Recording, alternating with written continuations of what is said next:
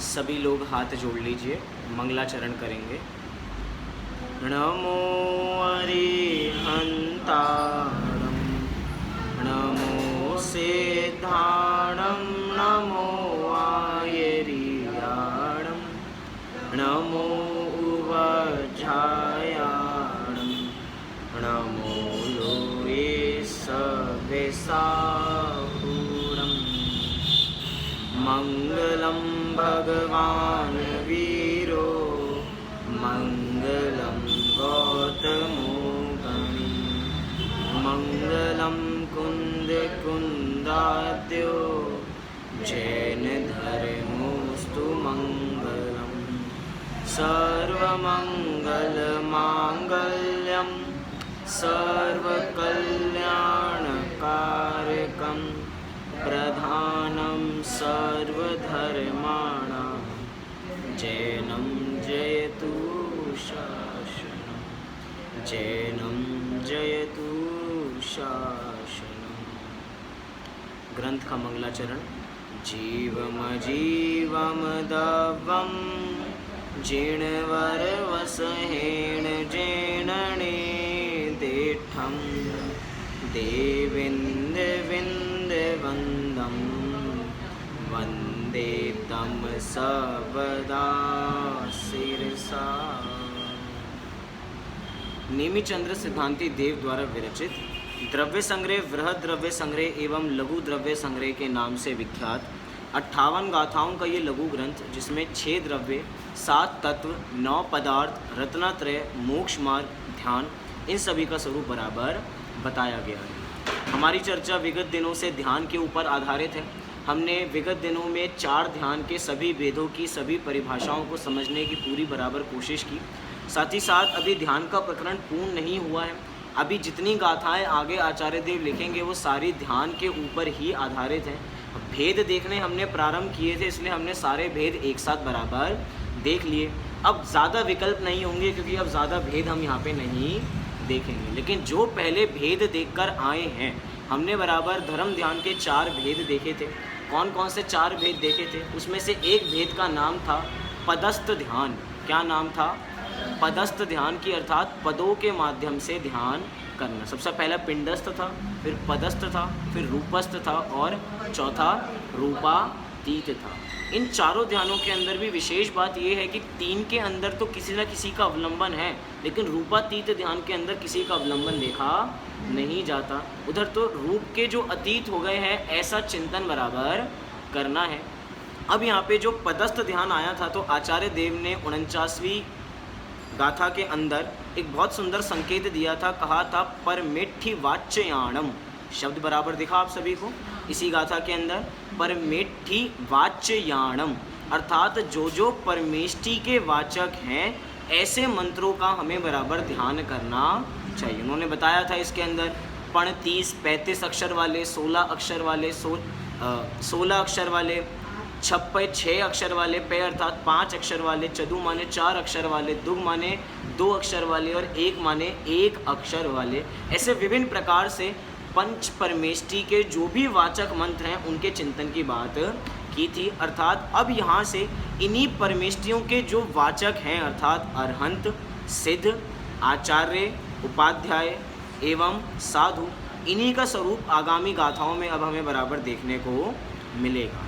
कोई कहे कि हम रोज़ नमोकार मंत्र पढ़ते हैं और हम तो स्वाध्यायी हैं, क्या हमें भी नमोकार मंत्र का अर्थ पता नहीं होगा? ऐसा नहीं है कि नहीं पता होगा, लेकिन क्रम प्राप्त है कि वास्तव में नमोकार मंत्र में अरिहंत भगवान को नमस्कार किया जा रहा है। तो वो कौन अरिहंत भगवान है? क्योंकि वही बात आएगी कि हमें अगर ध्यान करना है अरहंत भगवान का, तो बिना ज्ञान के तो ध्यान होता नहीं है। जब तक हम अरहंत को जानेंगे ही नहीं कि अरहंतों का स्वरूप कैसा होता है, हमें अरहंत बराबर कैसे बनना है। आपको पता है, अगर हमें अपने मोह को नाश करना है तो भी अरहंतों को जानना कंपलसरी है। प्रवचन साहिब की 80वीं गाथा यही हमें निर्देश देती है कि जो अरहंतों को द्रव्य गुण पर्याय से जान के अपने द्रव्य गुण पर्याय को जानता है, उसी के मोह का क्षय बराबर होता है। मतलब अरहंतों को जानना कितना ज़रूरी है। ना केवल अरहंतों को, सिद्धों को, आचार्यों को, उपाध्यायों को एवं सर्व साधुओं को, क्योंकि ये है परमेष्टि। क्या है ये? परमेष्टि। परमेष्टि माने जो परम इष्ट हैं और या जिन्होंने परम पद को प्राप्त कर लिया है वो परमेष्टि। दो अर्थ बराबर देखे जाते हैं, जो जिन्होंने परम पद की प्राप्ति कर ली है या जो परम इष्ट हैं उन्हें ही परमेष्टि कहा जाता है। परम पद की प्राप्ति कर ली है मतलब ऐसा पद जो अविनाशी पद है, जो कभी खत्म होने वाला नहीं है। देखा जाए तो जितने भी अविनाशी 5 पद की बात कर रहे हैं वो प्रकट तो एक आत्मा के माध्यम से ही हुए हैं। सबके सब 5 पद का जनक कौन है? जनक तो है एक शुद्धात्मा, अर्थात एक आत्मा के जनक, मतलब एक आत्मा जनक है उन 5 पदों की। अरहंत सिद्ध आचार्य उपाध्याय साधु। हम पूछें अरहंत भगवान हमें भी अरहंत बनना है तो कैसे? तो वो कहेंगे कि भैया मेरा ध्यान नहीं, तुम अपनी आत्मा का ध्यान करो तो तुम भी अरहंत बराबर बन जाओगे। हम कहें प्रभु मैं आपको ध्याने आया हूँ, तो प्रभु सामने से कहेंगे भैया तू भी एक खुद प्रभु है, तू अपने प्रभु को ध्या तो तू भी बराबर ऐसा प्रभु बन जाएगा। ये ऐसे अरिहंत भगवान बनने की बात हम यहाँ से बराबर करने जा रहे हैं। जब हमने थोड़े दिन पहले इन पदों की ध्यान बराबर किया था तब हमने देखा था कि जिनागम में अरिहंत शब्द के जैसे और भी अनेक शब्द बराबर मिलते हैं। आप सभी को याद होगा एक अरिहंत देखा था, मैं अर्थ पूछूंगा तो आपको अर्थ बराबर बताना है इसका। हमने अरिहंत देखा था, हमने अरहंत देखा था, हमने अरुहंत देखा था। क्या इन तीनों का अर्थ हमें बराबर ख्याल है कि अरिहंत का मतलब क्या है, अरहंत का मतलब क्या है और अरुहंत का मतलब क्या है? सभी को ख्याल है? हाँ जी कि ना जी? थोड़ा थोड़ा याद है। अरिहंत तो सभी को याद है, अरि माने होता है शत्रु, जिन्होंने शत्रुओं का नाश कर दिया है वो कौन होते हैं? वे अरिहंत होता है। अरहंत का मतलब क्या होता है? जितनी जल्दी आपने अरिहंत का बताया उतनी जल्दी अरहंत का भी बताइए। अरहंत का मतलब क्या? कुछ दिन पहले ही देखा था, बहुत दिन पहले की बात नहीं है, ये अभी की बात है। एक ही बात है सारी एक ही बात है।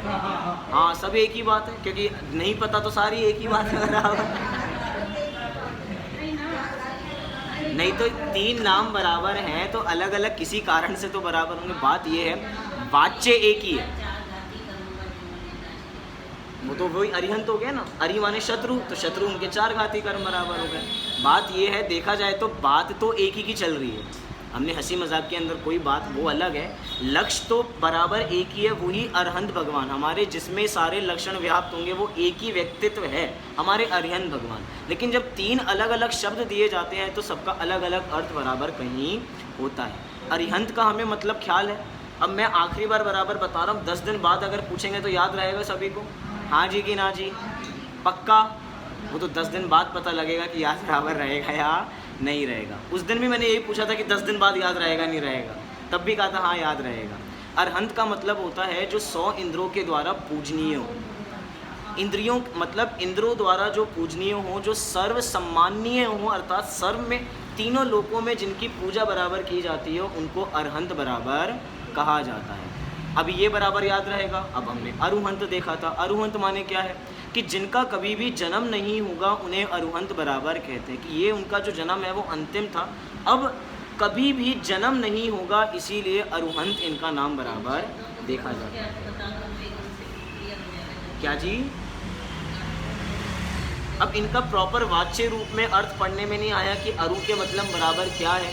कोई ना कोई अर्थ तो अवश्य बराबर होगा, अक्षरों का बराबर होगा, लेकिन सीधा जहाँ पे पढ़ने में आया वहाँ पे भेद करके बराबर लिखा नहीं कि एक एक का अर्थ बराबर क्या है। ख्याल होगा तो अवश्य आपको बताऊँगा। लेकिन अरुहंत के अंदर जिनका दोबारा जन्म नहीं होता, अरहंत का मतलब कि जो 100 इंद्रों के द्वारा पूजनीय बराबर होते हैं, और अरिहंत में जिन्होंने शत्रुओं का नाश बराबर कर दिया है, ऐसे अरहंत भगवान। मतलब कि हम अरहंतों की पूजा इतने प्रकार से बराबर कर सकते हैं, कभी अरुहंत बोलें, कभी अरिहंत बोलें, कभी अरहंत बोलें, सभी का वाचक बराबर ठीक है। लेकिन नमोकार मंत्र में अक्सर नमो अरिहंताणम को ही याद किया जाता है। साथ ही साथ अरिहंतों का स्वरूप तो आगे देखेंगे ही देखेंगे। अभी हम 50वीं नंबर की गाथा का इधर से बराबर पाठ करते हैं। बहुत दिनों से गाथा पाठ भी नहीं किया क्योंकि बड़े दिनों से एक ही गाथा का विषय चल रहा था, बीच में बंद भी कर दी थी। अब एक पद मैं पढ़ूंगा, उसी एक पद को आप लोग भी पढ़िए। देखिए क्या कह रहे हैं। अनठ चतुगाई कम्मो दंसन सुहणाण वीर्यमयो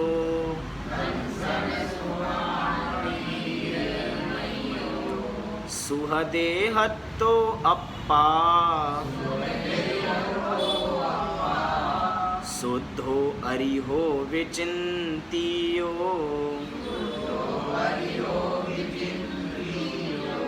एक साथ सभी पढ़ते हैं। णट्ठ चदुघाई कम्मो दंसन सुहणाण वीर्यमयो सुहदेहथो अप्पा शुद्धो अरिहो विचिन्तिजो। नाश कर चौघाति दर्शन ज्ञान सुख अर वीर में शुभ देह स्थित अरिहंत जिनका नित्य प्रति चिंतन करो। क्या कहना चाहते हैं अरिहंत के स्वरूप में? बहुत ही स्वरूप स्पष्ट है, शब्दों के माध्यम से भी हमें पता लग रहा होगा, लेकिन एक बार जानने की कोशिश करते हैं। क्या कह रहे हैं? अनट्ठ चदुघाई कम्मो। नट माने नष्ट कर दिया है। क्या नष्ट कर दिया है? चौघाई। घाई माने घातिया कर्म। कितने घातिया कर्म? चौ माने 4 घातिया। अब कम्मो कर्म की बात चल रही तो कम्मो शब्द बराबर इधर आगे, जिन्होंने 4 घाती कर्मों का नाश कर दिया है। साथ ही साथ दर्शन, सुह अर्थात सुख, नाण अर्थात ज्ञान, वीर्य अर्थात वीर्य, मयो अर्थात इन 4 गुणों से जो युक्त हैं। स्वदेहत्थो अर्थात जिनका परम औदारिक शरीर है। स्वदेहत्थो, हत्थो अर्थात स्थित बराबर है। कहाँ स्थित हैं? सुहदेह के अंदर अर्थात परम औदारिक शरीर में स्थित है, जो कि सप्त धातुओं से रहित बराबर होता है। अप्पा शुद्धो, ऐसे हमारे अरहंत भगवान बराबर हैं। साथ ही साथ शुद्धो, कैसे हैं वो? शुद्धो अर्थात शुद्ध हैं। ऐसे अरिहंत, अरिहो विचिंतिजो अर्थात ऐसे अरिहंत भगवान का हमें नित्य प्रति चिंतन, बारंबार चिंतन करना चाहिए। वास्तव में अरहंत भगवान का चिंतन, पॉइंट टू बी नोटेड, पदस्थ ध्यान का सारा विषय चल रहा है और पदस्थ ध्यान की विषय वस्तु भी एक आत्मा ही है। हम अरहंतों के स्वरूप को अवश्य चिंतन तो बराबर कर रहे हैं, लेकिन मात्र अरिहंतों तक सीमित नहीं रखना। जब तक अरिहंत का स्वरूप विचार करके अपने स्वरूप का मिलान ना हो और अपनी आत्मा का ध्यान ना हो, तब तक हमारा पदस्थ ध्यान कंप्लीट नहीं होगा। क्यों? क्योंकि अरहंत भगवान, स्थित भगवान कोई भी हो, चाहे कोई पर वस्तु भी हो, सभी पर हैं बराबर। हमें मात्र पर का चिंतन नहीं करना। पर के माध्यम से जब तक, मतलब अरिहंत, सिद्ध, आचार्य, उपाध्याय, साधु हमारी आत्मा के लिए तो पर ही है बराबर। जब तक उनके चिंतन से हमारी आत्मा का चिंतन, हमारा मिलान बराबर ना हो जाए। सोच के तो देखो, प्रवचन सार की 80वीं गाथा कितना बड़ा काम कहती है कि जिसको मोह नष्ट करना है बराबर। अभी मोह नष्ट हुआ नहीं है, पॉइंट टू बी नोटेड। अभी मोह नष्ट नहीं हुआ, उसके बावजूद भी अरहंत भगवान के द्रव्य गुण पर्याय से अपने द्रव्य गुण पर्याय का मिलान करना है। मतलब क्या? कि हम सभी सामान्य रूप से तो एक जैसे ही हैं, चाहे वो अरिहंत हो चाहे हम हो। जैसे हम ज्ञान के लिए बराबर कहते हैं, क्या कहा जाता है? जो निगोद में सो ही मुझ में सो ही मोक्ष मझार, कि जो मेरे में है, जो निगोदिया जीव में है, जो मेरे में है, जो सिद्ध भगवान में है, वो एक समान है, सब में कोई डिफरेंस बराबर नहीं है। ऐसे ही हम अरहंतों का लक्षण बराबर जान रहे हैं, लेकिन अरहंतों के लक्षण से इस जीव का लक्षण ख्याल आना चाहिए। जीव का लक्षण क्या है?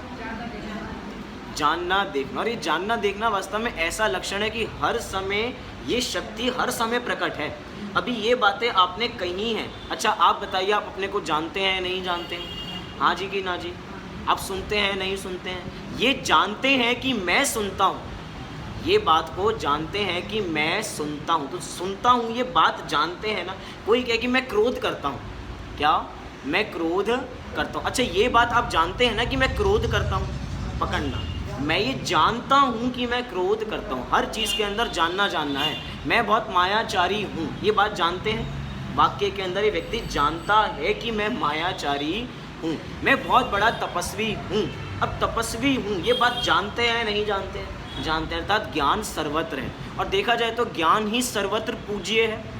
ज्ञान को पूज्य पद के बराबर से हर जगह ज्ञान की ही महिमा देखी जाती है बराबर। अभी ज्ञान की महिमा भी अरहंतों के स्वरूप में हम नहीं देखेंगे बराबर, लेकिन अपने ज्ञान की महिमा है या नहीं है। बात यह है कि अरहंतों का स्वरूप हमने कई बार पढ़ा है, लेकिन अरहंतों के स्वरूप से अपने स्वरूप को नहीं पढ़ा, तभी तो आज तक अपने स्वरूप का भान बराबर नहीं हुआ। इसलिए मैं बारंबार इस बिंदु पे, हम 5 परमेष्टि में आज कॉमन डिस्क्लेमर बराबर हो गया। जब 5 परमेष्टि का स्वरूप देख रहे हैं, और अभी तो मुख्य हमारा ध्यान चल रहा है। ध्यान मतलब एक बात है कि जिस समय हम भगवान की पूजा कर रहे हैं उस समय तो हम पामर हैं और वे पूजनीय बराबर है, वे उत्कृष्ट बराबर हैं, लेकिन जिस समय हम ध्यान कर रहे हैं उस समय मैं भी उत्कृष्ट हूँ बराबर। अपने आप को उस समय में पामर देखेंगे तो वास्तव में हम कभी भी परमात्मा नहीं बन पाएंगे। अपेक्षा की बात है ना, मतलब कि जब हम देव दर्शन, हम पूजा कर रहे हैं तो उस समय ये नहीं मानना कि मैं परमात्मा हूँ। अगर ऐसा उस समय मानेंगे तो हम पूजा नहीं कर पाएंगे बराबर।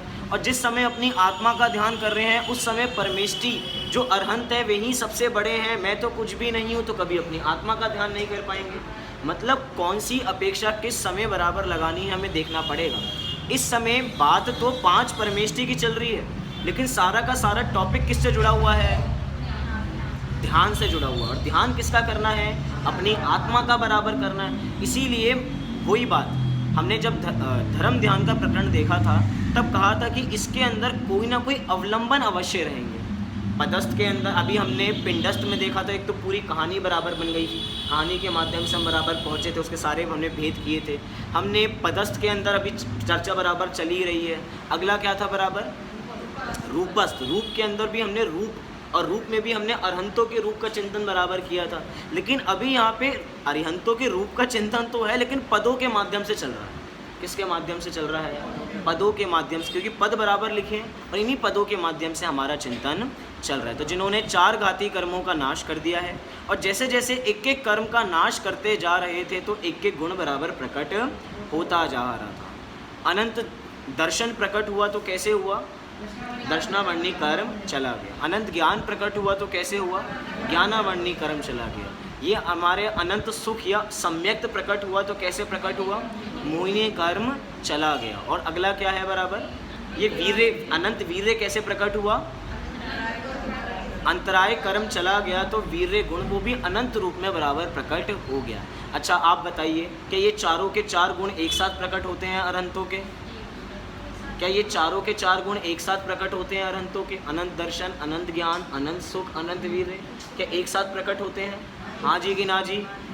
उत्तर आया है कि हाँ एक साथ बराबर होते हैं। सामान्य अपेक्षा हम बराबर कह सकते हैं, लेकिन हम गुणस्थान पढ़ते हैं। जब गुणस्थान पढ़ते हैं तो 10वें गुणस्थान के अंत के अंदर ही 11वें और 12वें वाले जीवों के मोह नहीं पाया जाता। और मोह नहीं पाया जाता तो सुख बराबर हो जाता। सुख हुआ या नहीं हुआ? और वो भी अनंत ही सुख है बराबर, सुख में कमी तो बराबर नहीं, अनंत सुख बराबर प्रकट हो गया। 11वें की अपेक्षा ना लेके कि चलो गिर जाते तो 12वें के अंदर तो अनंत सुख है।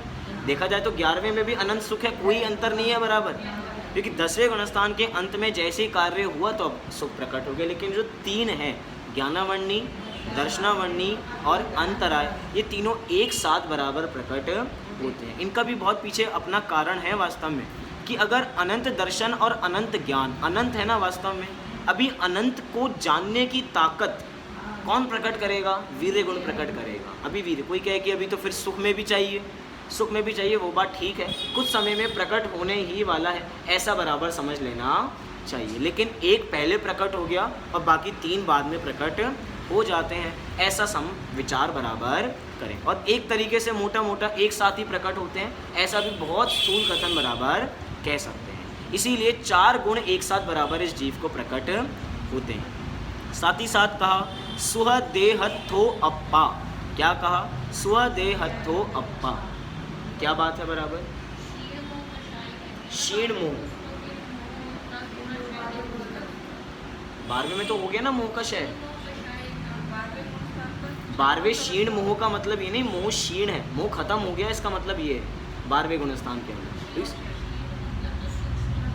सूक्ष्म बराबर रहा, सूक्ष्म बराबर नहीं रहा। क्षीण मोह के अंदर नष्ट ही बराबर हो गया, क्योंकि अभी क्षीण हो गया, खत्म हो गया बराबर। सूख गया है ऐसा नहीं, क्षय बराबर हो गया है मोह। तभी तो 10वें गुणस्थान तक अभी हमने बात की थी।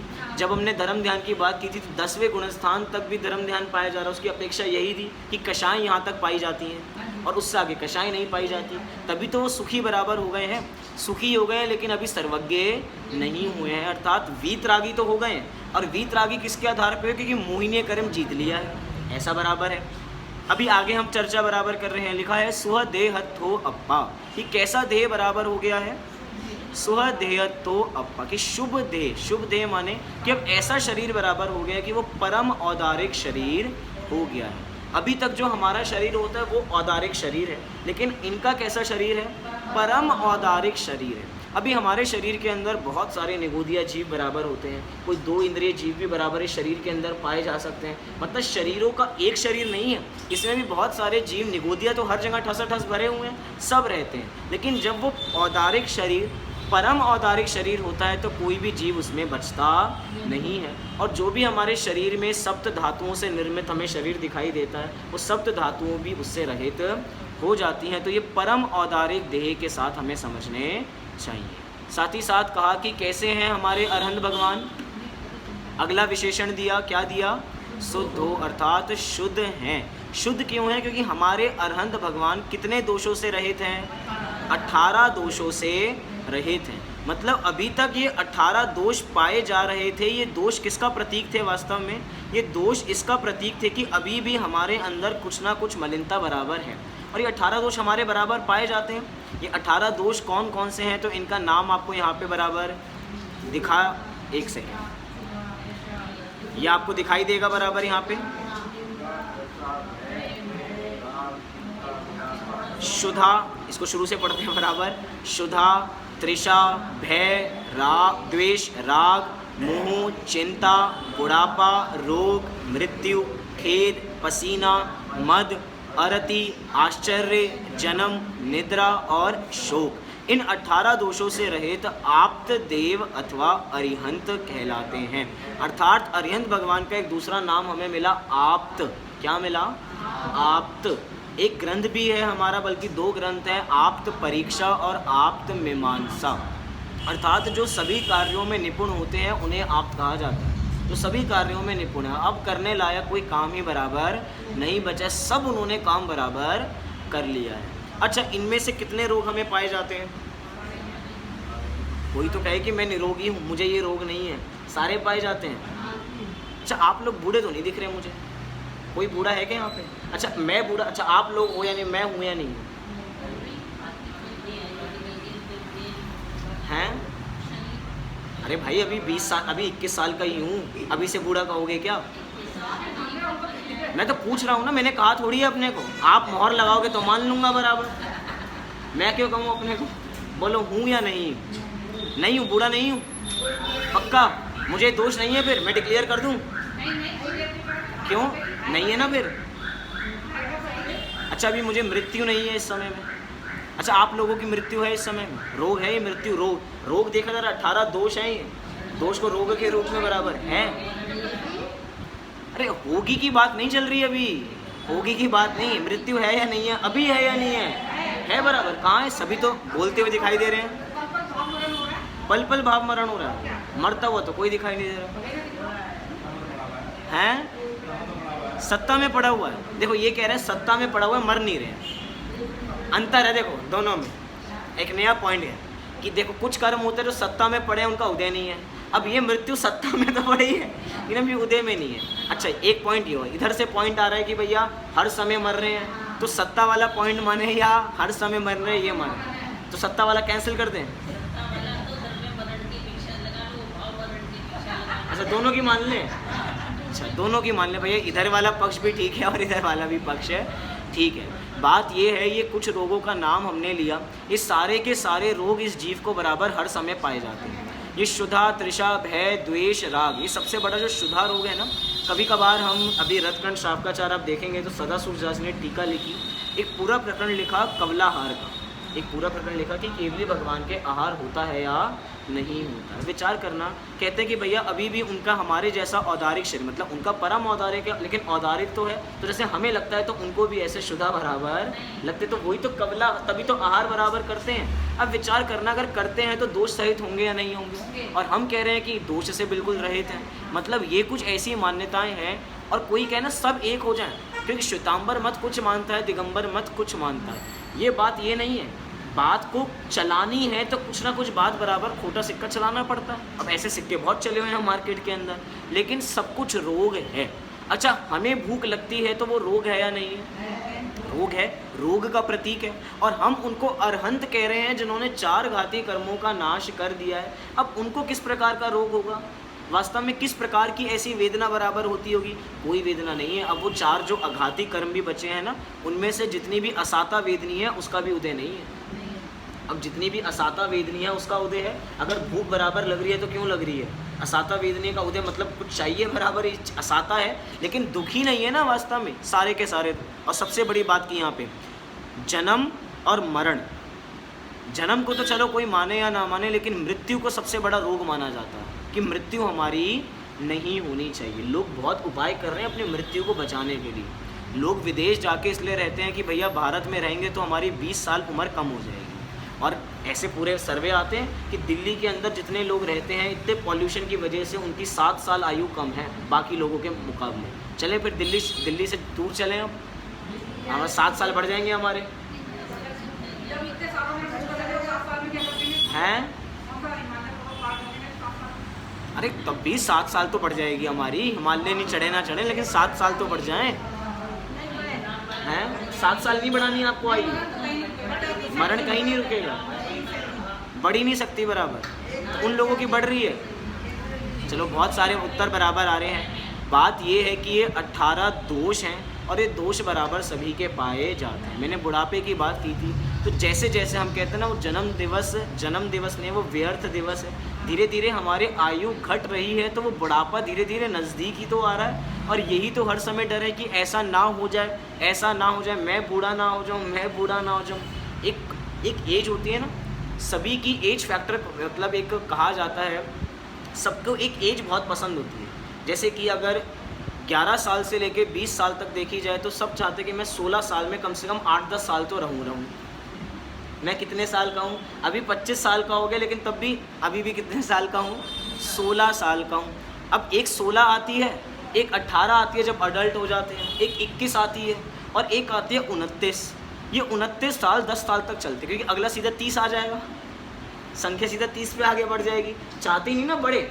अभी भी 35, 36 साल, अभी कितने 29 साल के अंदर 29 में, क्योंकि बोलने में जो आनंद आता है 29, वो मज़ा 30 में नहीं आता। भैया 30 में तो अब अंकल हो गए, अभी तक तो भैया थे, 29 तक भैया थे और 30 में आते ही अंकल बराबर हो गए। अब ये वास्तव में लोग ऐसे हैं, पदवी बढ़ गई। अरे पदवी बढ़ाने में अभी कह रहे हैं बढ़नी होगी, 10 साल बाद बढ़ा लेंगे, अभी नहीं बढ़ानी बराबर।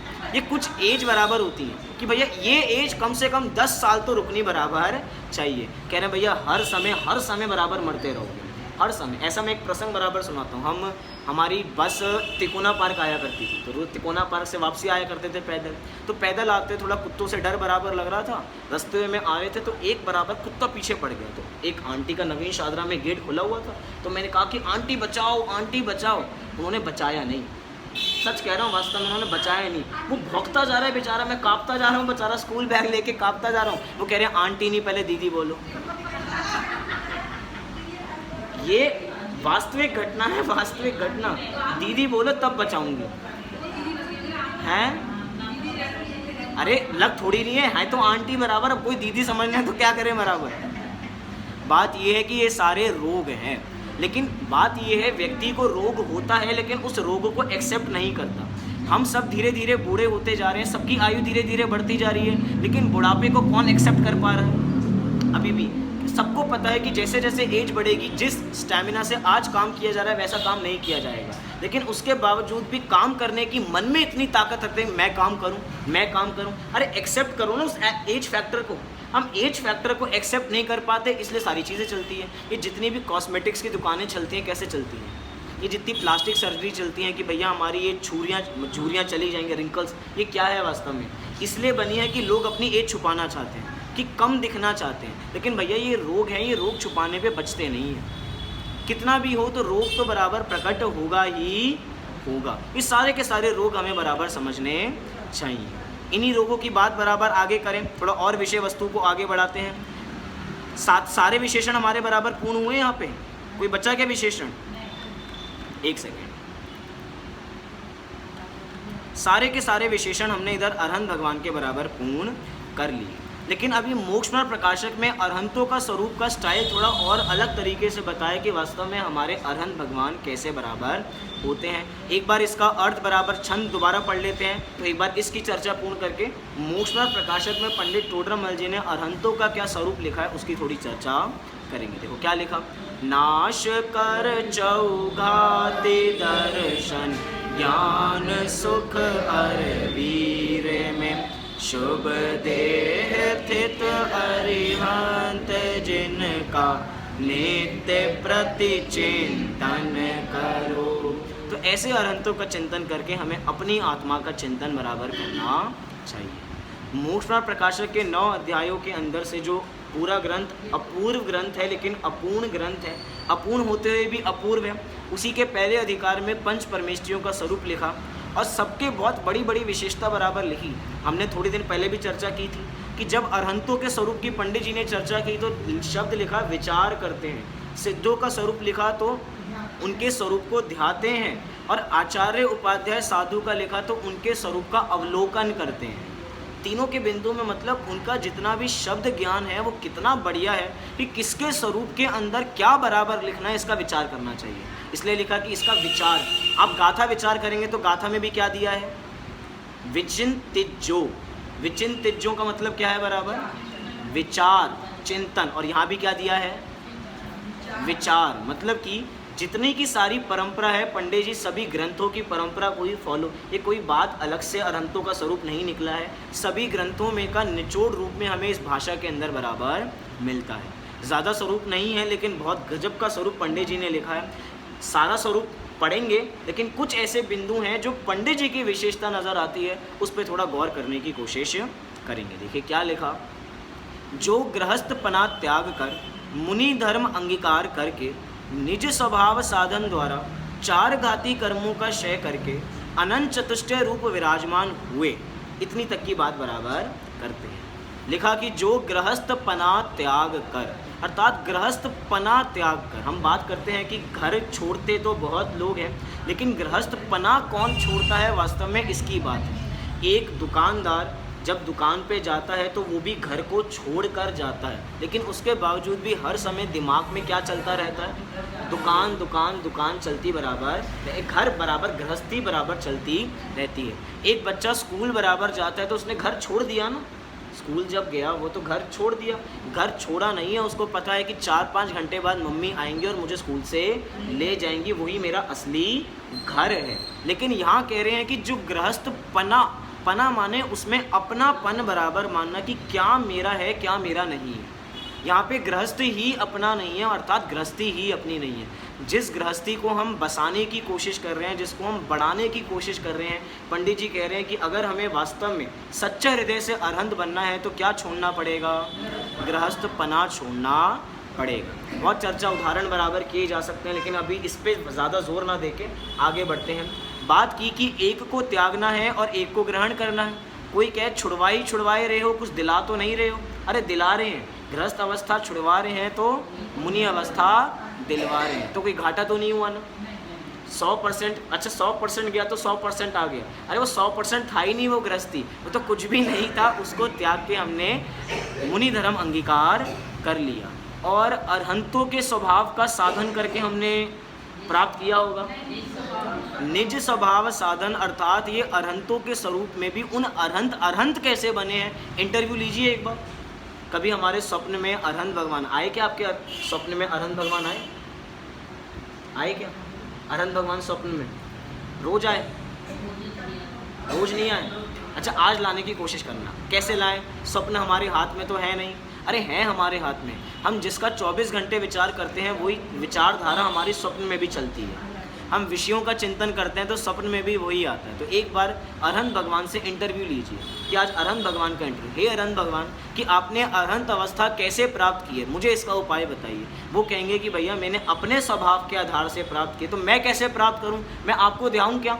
मैं आपकी पूजा करूँ, रोज़ 5-5, 6-7-7, 10-10 पूजा बराबर करूँ? कह रहे नहीं भैया, तुम अपने स्वभाव की पूजा करो, तुम्हें अपना स्वभाव बराबर मिल जाएगा। साथ ही साथ वो बात हमने की आगे, 4 घाती कर्मों का क्षय करके और अनंत चतुष्टय रूप विराजमान हुए। वहाँ अनंत ज्ञान द्वारा अब यहाँ से थोड़ा विशेष बिंदु हमें जागृत पंडित जी बराबर करते हैं। वहाँ अनंत ज्ञान द्वारा एक एक की विशेषता, अनंत चतुष्ट हैं, एक एक की विशेषता बताते जा रहे हैं। वहाँ अनंत ज्ञान द्वारा तो अपने अनंत गुण पर्याय सहित समस्त जीवादि को, पॉइंट टू बी नोटेड, पंडित जी ने मात्र ये नहीं लिखा कि ज्ञान के माध्यम से पर को जानना है, अनंत ज्ञान के माध्यम से हम सबको बराबर जानते हैं, ये बात नहीं लिखी। लिखा कि अपने, शुरुआत कहाँ से की पंडित जी ने, अपने अनंत गुण पर्याय सहित, मतलब कि अगर हम अरहंत बने हैं तो भैया अपनी इंपॉर्टेंस सबसे पहले है।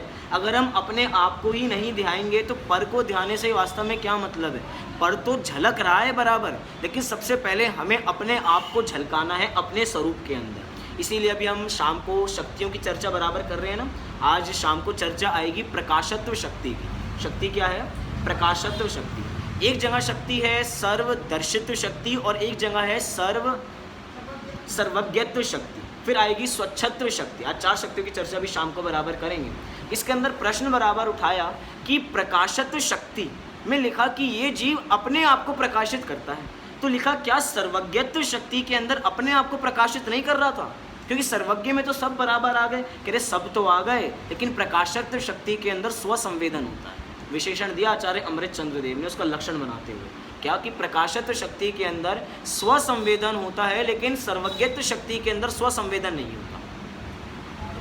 विशेषता बराबर है ना, एक एक शक्ति की अपनी अपनी विशेषता बराबर है। मतलब ये प्रकाशत्व गुण ऐसा है कि निज को प्रकाशित करता है तो पर तो ऑटोमेटिक प्रकाशित हो ही जाता है। जितना भी दीपक का उदाहरण दिया जाता है, दीपक स्वयं कि भैया आज सूरज निकला या नहीं निकला, इसको देखने के लिए ज़रा टॉर्च लाना। मैं अगर ऐसा कहूँ कि भैया सूरज निकला या नहीं निकला, टॉर्च लाना, ऐसा कोई कहूँ तो चलेगा? टॉर्च, अरे टॉर्च से दिखेगा क्या सूरज वास्तव में? अरे वो खुद ही प्रकाशित हो रहा है और उसके माध्यम से पर भी प्रकाशित हो रहे हैं। वे स्वयं अपने स्वरूप को प्रकाशित करता है। अब जब अपने स्वरूप को प्रकाशित करता है तो अपने को जानते हुए प्रकाशित करता है। स्वसंवेदन की बात क्या है कि अपना स्वसंवेदन करते हुए उसका प्रकाशत्व शक्ति के साथ उसका खुलासा बराबर होता है। विशेषता तो मात्र इतनी थी कि मात्र अनंत ज्ञान के माध्यम से पर का जानने का काम नहीं है, अपने अनंत गुण पर्याय सहित। इम्पोर्टेंस भी पहले अपने को दी, बाद में क्या दिया? समस्त जीवादि द्रव्यों को जानता है। साथ ही साथ युगपत विशेषपने से प्रत्यक्ष जानते हैं। अब ये सारी जितने अरहंतों की पॉइंट की चर्चा है, ये सारी 8 शक्तियों के अंदर बराबर आएगी। युगपत विशेषपने से प्रत्यक्ष, युगपत 3 चीज़ें कह दी, युगपत विशेषपने से और प्रत्यक्ष, और तीनों को हाईलाइट बराबर कर दिया। युगपद माने एक साथ बराबर जानते हैं, ज्ञान के माध्यम से ही एक साथ बराबर जान रहे हैं, मतलब किसी प्रकार का भेद नहीं है। उनके ज्ञान के अंदर भूत वर्तमान भविष्य का भेद नहीं है। हम कहते हैं कि वो त्रिकाल को जानते हैं, मात्र भाषा है समझने और समझाने के लिए कि त्रिकाल को जानते हैं। अरे उनके ज्ञान में त्रिकाल का ऐसा त्रिकाल ऐसा भेद ही नहीं है, वो उसको अभेद रूप बराबर जानते हैं कि सब कुछ एक साथ बराबर झलक रहा है। तो युगपद जानते हैं। साथ ही साथ कैसा जानते हैं? विशेषपने से जानते हैं, अर्थात उसके बारे में विशेष जानते हैं, सामान्य नहीं जानते हैं। क्योंकि सामान्य जानने का काम अभी आगे आएगा, वो अनंत दर्शन का काम है। लेकिन अभी कैसा जान रहे हैं? विशेष बराबर जान रहे हैं। क्या है? हाँ, विशेष में द्रव्य गुण पर्याय सब कुछ है, उसके विशेष में भी उसका द्रव्य, उसके अनंत गुण और एक एक गुण की अनंत अनंत पर्याय। सबसे बड़ी विशेषता क्या है कि मैं भी वो 4 शक्तियों का स्वरूप पढ़कर आया हूँ ना, तो वही थोड़ा थोड़ा दिमाग में बराबर घूम रहा है। बड़ा अच्छा उदाहरण दिया कि दर्पण का उदाहरण समझाने के लिए दिया। अब दर्पण के अंदर तो कोई पदार्थ हमने आगे रखा, कोई पीछे रखा, कोई उससे पीछे रखा, तो पीछे वाले साफ नहीं दिखेंगे, आगे वाले साफ दिखाई देंगे। लेकिन ये ऐसा विशेषपना है कि कोई पदार्थ कहीं पर भी दुनिया में किसी भी कोने में हो, विशेष रूप दिखाई देगा और प्रत्यक्ष दिखाई देगा, मतलब बिल्कुल साफ दिखाई देगा। विशदम प्रत्यक्षम, सूत्र क्या दिया? विशदम प्रत्यक्षम, कि विशद ज्ञान है। विशद ज्ञान माने कि ऐसी विशेषता सहित जानता है कि उसके अंदर कोई मलिनता ही नहीं पाई जाती, किसी प्रकार की मलिनता नहीं, किसी प्रकार की। क्यों? क्योंकि ज्ञान, अब एक और शक्ति या ख्याल आती है स्वच्छत्व शक्ति की। ज्ञान स्वच्छ है तो जैसे आईना स्वच्छ है, अब आईना स्वच्छ है तो जो जो पदार्थ उसमें झलक रहे हैं वो सभी कैसे झलक रहे हैं? स्वच्छ। अगर स्वच्छ नहीं झलक रहे हैं तो भैया आईने में गलती नहीं है, नहीं पदार्थ में गलती नहीं है, हमारे ज्ञान में गलती हो सकती है। मतलब अभी ज्ञान पे आवरण है, इसकी वजह से हमें स्वच्छ दिखाई नहीं दे रहा, लेकिन ज्ञान अपने स्वभाव के आधार से तो हमेशा निर्मल रहता है। प्रकट पर्याय में ज्ञानावरण है इसलिए दिखाई नहीं दे रहा साफ, वो बात अलग है, लेकिन स्वभाव की अपेक्षा तो सदैव निर्मल बराबर रहता है। साथ ही साथ अनंत दर्शन द्वारा उसका सामान्य अवलोकन करते हैं। सामान्य अवलोकन माने हम पढ़ते हैं दर्शन और ज्ञान गुण, हमने अभी उपयोग के बारे में जाना था। कहाँ जाना था उपयोग के बारे में, कोई बताइए, किस ग्रंथ में जाना था उपयोग के बारे में? इसी ग्रंथ में बराबर जाना था। जब जीव का हमने स्वरूप बराबर देखा था तब हमने सभी के भेद देखे थे, उसके अंदर ये स्वरूप बराबर बताया गया था कि सामान्य अवलोकन क्या है और विशेष अवलोकन क्या है। छद्मस्तों के में तो भेद बराबर पड़ता है, लेकिन जितने भी ज्ञानी जन हैं, ज्ञानी से मतलब 11वें और 12वें वाले भी बराबर ज्ञानी हैं, लेकिन अभी भी छद्मस्त हैं क्योंकि अभी सर्वज्ञ नहीं है। लेकिन अब जैसे ही सर्वज्ञ बराबर हो जाते हैं या सीधा अरहंत बराबर हो जाते हैं तो अब ऐसा कोई भेद बराबर नहीं बचता, ज्ञान और दर्शन दोनों युगपद बराबर होने लग जाते हैं। ऐसा इस ज्ञान का चमत्कार, दर्शन गुण का चमत्कार हम बराबर देख सकते हैं। साथ ही साथ अनंत वीर्य द्वारा ऐसी सामर्थ्य को धारण करते हैं। अब ये थोड़ा समझ में नहीं आया, अनंत वीर्य द्वारा ऐसी सामर्थ्य को धारण करते हैं। ऐसी सामर्थ्य को धारण करते हैं विशेष है पंडित जी का। ऐसी सामर्थ्य माने कैसी सामर्थ्य, तो आपने बताई नहीं। कहाँ बताई आपने, कहीं बचाई के पंडित जी ने? कहाँ कहा ये पीछे कहा बराबर, कहाँ कहा, कोई ढूंढ के बताओ। आप सही कह रहे हो बराबर, लेकिन कहाँ बराबर कहा? लिखा कि अनंत वीर्य द्वारा ऐसी सामर्थ्य को। भैया कैसी सामर्थ्य? अरे ये अनंत ज्ञान की सामर्थ्य, ये अनंत को जानने की सामर्थ्य कहाँ से है? ये अनंत को दर्शन करने की सामर्थ्य कहाँ से है? इसकी है वीर्य के अंदर से। क्यों? क्योंकि वीर्य का मतलब बराबर क्या है? वीर्य शक्ति भी है अपनी, वीर्य शक्ति भी है। वीर्य शक्ति का मतलब क्या है कि जो स्वरूप की संरचना करने का कार्य करता है। स्वरूप की संरचना माने स्वरूप को ताकत देने का जो कार्य करता है। आप इधर बराबर बैठे हैं तो देख पा रहे हैं मुझे, सुन पा रहे हैं बराबर, इसलिए क्योंकि आप में ताकत है।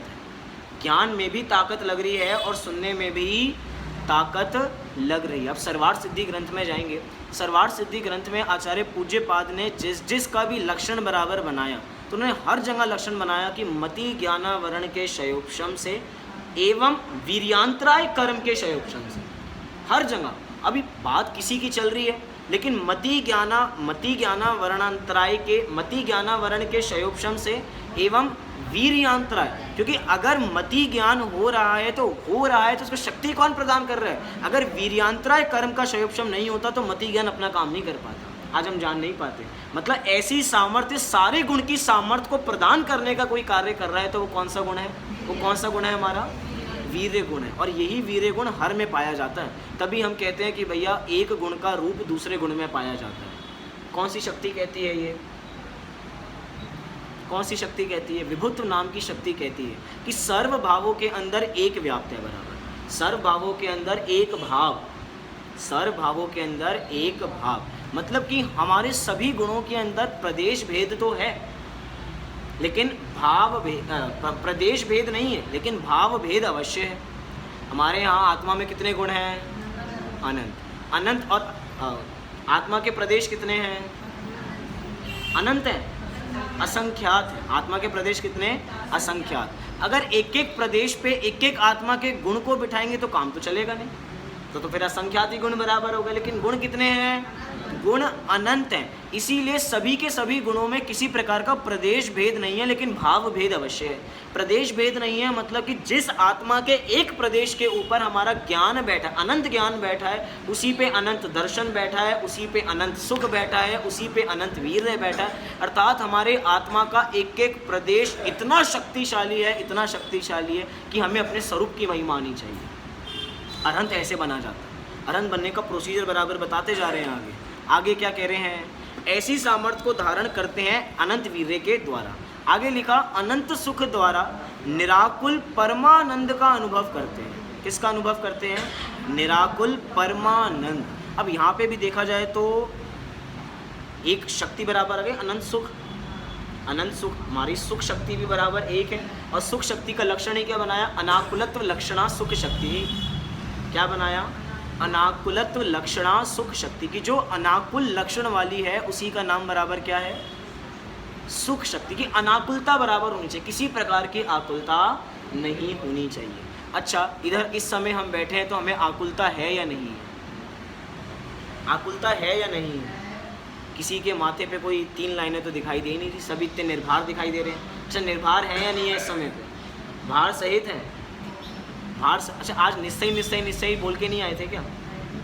सभी संसारिक कार्यों का है, बोलने की बात है, बात सही है। हाँ बोलने की बात है, करना थोड़ी है जी। लेकिन है कुछ बराबर है निराकुलता की, अब कुछ नहीं। अरे नहीं भैया, हर समय आकुलता है। अभी अगला वचन क्या सुनने को मिलेगा इसकी आकुलता है, आगे क्या बोलने वाला हूँ। अभी मैं 2 मिनट के लिए मौन हो जाऊँ।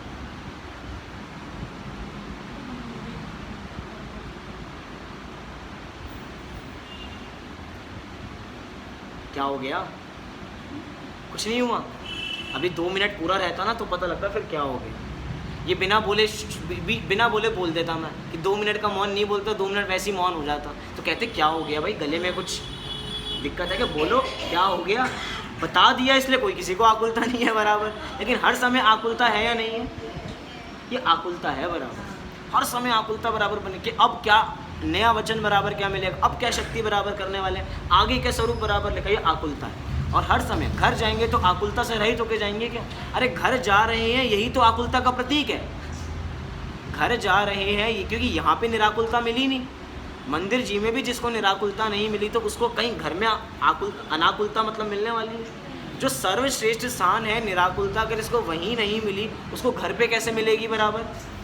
मतलब क्या कि ये ऐसा अनंत सुख है जो निराकुल सुख बराबर हमें देने वाला है। मतलब कि कुछ चीज़ें ऐसी हैं जिसके अंदर बहुत सारी चीज़ें बराबर सम्मिलित हो जाती हैं। जैसे कि अगर हम बात करें, गुजराती के अंदर एक शब्द कहा जाता है सच्चिदानंद। क्या कहा जाता है? सच्चिदानंद। ऐसे शब्द बराबर कहा जाता है। अक्सर लोग यही कहते हैं कि कैसे सच्चिदानंद, ऐसे से बराबर पुकारते रहते हैं। इसके अंदर कितने सारी चीज़ आ गई, सत, चित और आनंद। चित से हमारा वो दर्शन और ज्ञान आ गया, सत से हमारा बराबर क्या आ गया कि हम हैं बराबर, जीवत्व बराबर आ गया, और आनंद और अनंत सुख आ गया। एक शब्द के अंदर कितनी सारी शक्तियाँ बराबर, हमारे गुण हैं ये। और ये सारे गुण अरहंतों के अंदर स्वभाव की अपेक्षा से तो पहले भी थे, लेकिन अब प्रकट बराबर हो चुके हैं। अगर हमें भी प्रकट करने हैं तो ऐसे स्वरूप को ध्याना चाहिए।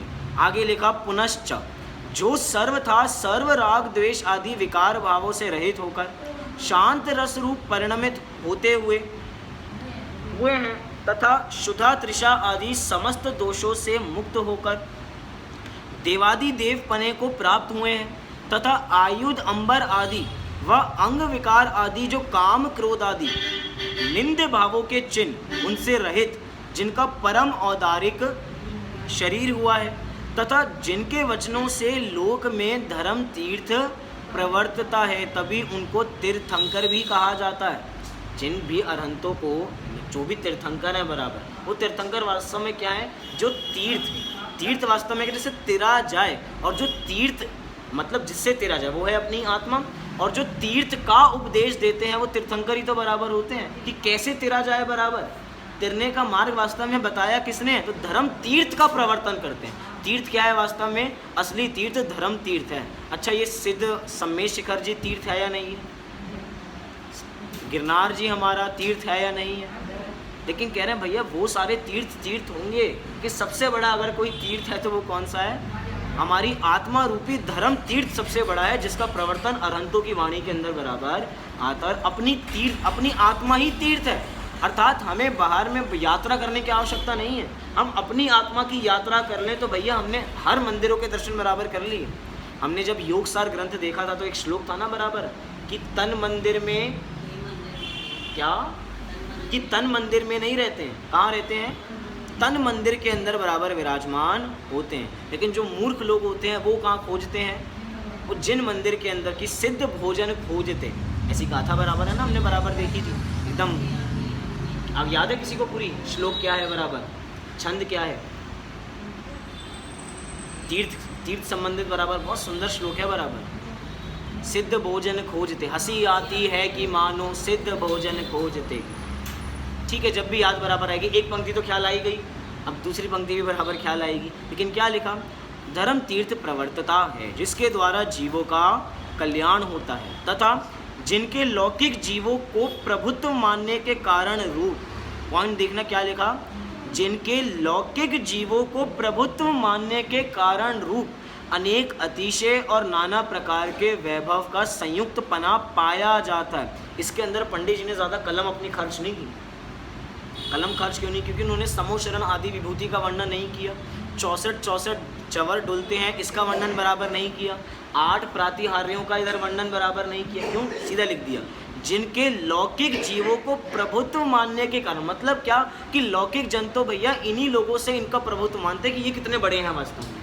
लेकिन वास्तव में मैं पहले स्वरूप बताकर आया हूँ कि वो तो अनंत चतुष्टय के वजह से महान है बराबर। इसलिए पॉइंट पकड़ना, अनेक अतिशय नाना प्रकार के वैभव का संयुक्त पना पाया जाता है तथा जिनका अपने हित के लिए गणधर इंद्र आदि उत्तम जीव सेवन करते हैं। किसके लिए? किसके हित के लिए? जीवों के हित के लिए, अपने हित के लिए। इधर भी किसका हित है? अपना हित। मतलब कि भैया जो भी आ रहा है सब अपने हित के लिए आ रहे हैं। कहते ना भैया पूरा जगत कैसा है? स्वार्थी है। लेकिन अभी हम स्वार्थी इस दिशा में देख रहे हैं कि भोगों के रूप में स्वार्थी देख रहे हैं। हम कह रहे हैं भैया एक बार अपने स्वरूप को भोगने के लिए स्वार्थी बन जाओ। मतलब अपने स्वरूप की प्राप्ति मुझे ही करनी है, ऐसा स्वार्थ जब तक हमें नहीं आएगा तब तक हमें आत्मा की अनुभूति बराबर नहीं होगी। बड़े से बड़े लोग भी अपने स्वार्थ के लिए गणधर, मतलब कोई पूछे कि गणधर क्यों बने हैं? ऐसी योग्यता उनमें कि भैया उनको अपना स्वार्थ साधना इसलिए गणधर बने हैं। सोचो तो गणधर की कितनी विशेष योग्यता बराबर होगी कि महावीर भगवान के 11 गणधर थे बराबर। वो 11 गणधर, गौतम आदि 11 गणधर समीप। भैया ये है कि मुझे सर्वश्रेष्ठ उनका स्वरूप, मुझे पहले सबसे ज़्यादा हित किसका होना चाहिए? मेरा। बाद में सभी का हो जाएगा मेरे माध्यम से, गणधरों के द्वारा गूंथी जाएगी वाणी, सब ठीक है। लेकिन भैया मुझे तो डायरेक्ट माल मिले, ऐसा हमारा उद्देश्य है क्या? मैं ये नहीं कह रहा कि हमें गणधर बनना है, ये बात नहीं कह रहा कि हमें बराबर गणधर बनना है तो हम डायरेक्ट लेंगे, हमें तो अरहंत बराबर बनना है। लेकिन बात चल रही है कि अपने हित की, जिसको जहाँ अपना हित दिखाई देता है वो जीव वहाँ पे अवश्य प्रवर्तन करता ही है। उसकी शक्ति वहीं पर खर्च होती है जहाँ उसकी रुचि बराबर होती है। ऐसे ही बराबर है। तो अगर जहाँ हमारी रुचि होगी तो हमारी रुचि अभी कहाँ है? भगवान बनने में है या नहीं है? भक्त नहीं भगवान बनेंगे। तो अगर हमें भगवान बनने की रुचि बराबर है तो हम सभी अरहंतों के स्वरूप को ध्याएं, हम भी सभी अरहंत बराबर बने। इसी मंगल भावना से अभी की बात को इस पंक्ति से पूर्ण करता हूँ। क्या लिखा?